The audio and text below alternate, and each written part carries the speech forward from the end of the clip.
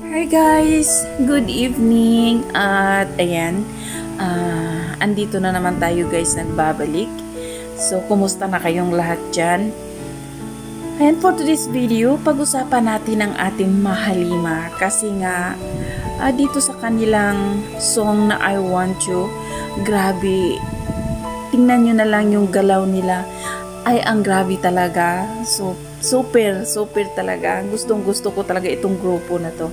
Alam nyo bang, everyday na lang, hinahalungkat ko lahat ng mga kanta nila. Pag nakakaiyak, umiiyak din ako. O, diba? Parang baliw lang. Pero talaga naman kasing nakakahanga at nakaka-proud. Deserve nila kung anong meron sila ngayon.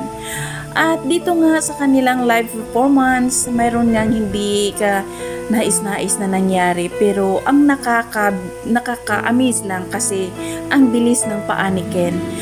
Hindi lang pala ito ang unang beses na nangyari, meron din pala nung past at yun din si Kim din pala ang umapak at parang sinipa niya lang. So, di ba guys, nakaka-amaze ang SB19.